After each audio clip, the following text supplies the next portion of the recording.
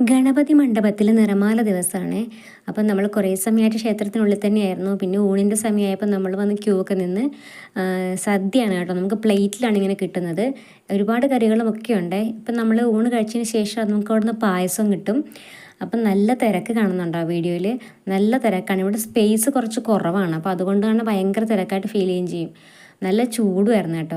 നമ്മൾ ചോറെല്ലാം കഴിച്ചതിന് ശേഷം വീണ്ടും മണ്ഡപത്തിനകത്ത് വന്നിരുന്നാണ്. ഇവിടെ ഓരോരോ പൂജകളും അങ്ങനെ ഓരോ ചടങ്ങുകളൊക്കെ ചെണ്ടമേളം ആ സമയത്തൊക്കെ ഇങ്ങനെ ഉണ്ടാവുമേ. ഓരോ അഭിഷേകം അങ്ങനെ അങ്ങനെ എല്ലാം ഉണ്ടാവും.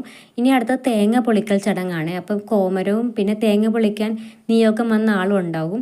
അപ്പോൾ അവർ തേങ്ങ രണ്ട് കയ്യിലും ഓരോ തേങ്ങ എടുത്തിട്ട് ക്ഷേത്രത്തിന് ചുറ്റും ഒരു പ്രദക്ഷിണം വെച്ചതിന് ശേഷമാണ് നടനേരെ ഒരു കല്ലുണ്ടായിരിക്കും അവിടെ പോയിരുന്നിട്ട് ഈ തേങ്ങ മുഴുവനും ഉടക്കുന്നത്. അപ്പോൾ തേങ്ങ പൊളിക്കൽ എന്നതിന് പറയുന്നത്. ഒരുപാട് തേങ്ങ ഉണ്ടാവും, ചിലപ്പോൾ 1000 അങ്ങനെയൊക്കെ ഉണ്ടാവുമായിരിക്കും. അപ്പോൾ അതെല്ലാം ഒരാൾ തന്നെയാണ് മുഴുവനും ഇരുന്നിട്ട് പൊളിക്കുന്നത്. അപ്പോൾ അത് ഞാൻ ഈ വീഡിയോയിൽ കാണിച്ചു തരാം. ഈ വരുന്ന ആൾക്കാണ് അത് ആ മാലയൊക്കെ ഇട്ടിട്ടുള്ള ആൾ തന്നെയാണ് തേങ്ങ പൊളിക്കുന്നത് കേട്ടോ. തേങ്ങ പൊളിക്കുന്നതിൻ്റെ വീഡിയോ അടുത്ത് കാണിച്ചു തരാം.